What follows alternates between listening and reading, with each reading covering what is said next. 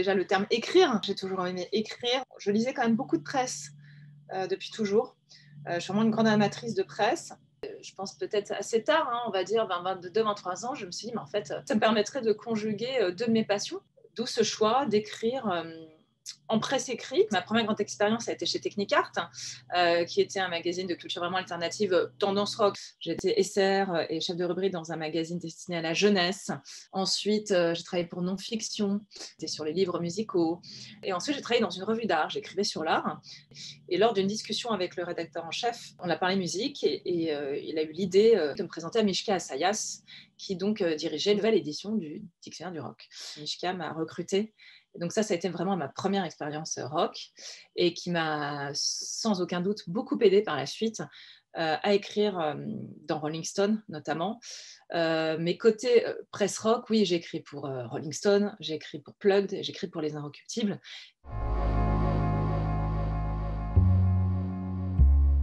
En fait, moi, j'ai beaucoup de mal avec ce terme fan parce que, en gros, le féminin de fan, c'est groupie.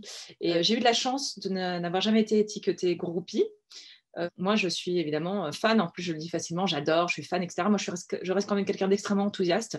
Mais quand c'est de la part d'une femme, on le prend toujours de façon assez péjorative, alors qu'un homme qui dit qu'il est fan, on pense qu'il est passionné. Donc, sur cette question-là, je pense que j'aurais du mal à vous répondre vraiment comme mes confrères qui n'ont pas connu ce climat assez patriarcal ou au mieux paternaliste.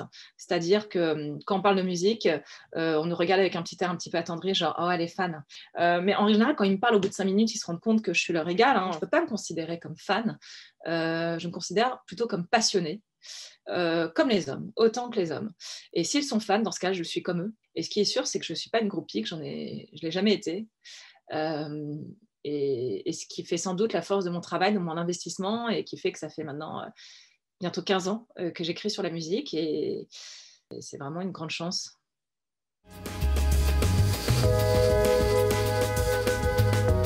Je suis sortie de mes études, on était au milieu des années 2000. C'était le début de la fin de l'âge d'or de la critique musicale, c'est-à-dire on n'avait plus des budgets faramineux pour des prods photos. On commençait déjà à baisser le tarif du feuillet dans la presse écrite. On était dans une phase transitionnelle qui laissait inaugurer rien de bon.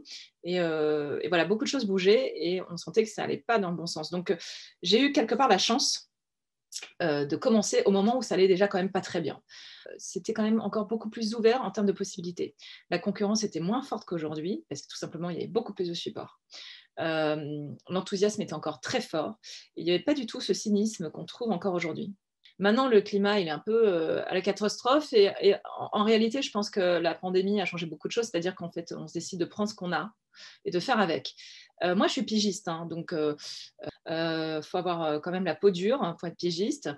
Je suis une des rares pigistes qui est une famille, en fait, dans la critique musicale. Je crois que c'est un choix qui est difficile à faire. Ça fait 10 ans que j'écris parce que je suis passionnée, mais j'écris aussi pour gagner ma vie, en fait, et pour me nourrir moi, pour payer mon emprunt, pour comme tous les gens normaux de France.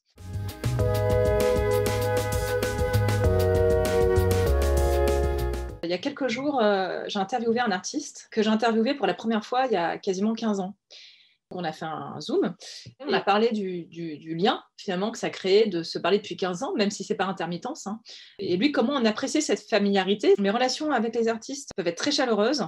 Je mène mes interviews comme des discussions, donc je crée toujours un lien très particulier. Pour moi, ces échanges sont intéressants uniquement si on crée en tout cas plutôt une connivence, je crois, et qu'on essaie de se retrouver autour d'affinités électives. Renouer une conversation avec Patti Smith près de 8 ans après notre première, qu'elle se rappelle certains éléments, moi aussi, et qu'on reparte vers des nouvelles directions, en fait, c'est quasiment magique.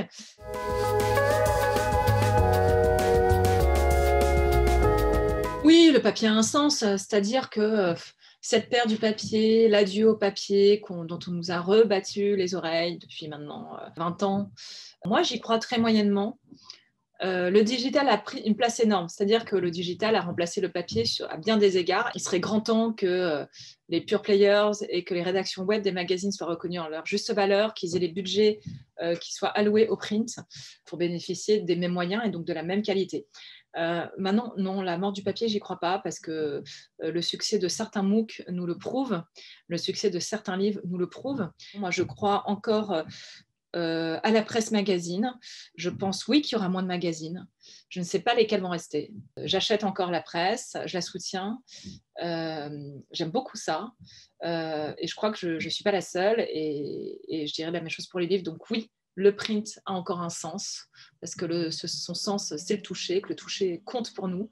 Et peut-être plus que jamais aujourd'hui, c'est peut-être une des rares choses qu'on peut toucher en ce moment, c'est un magazine ou un livre. Donc oui, il a du sens.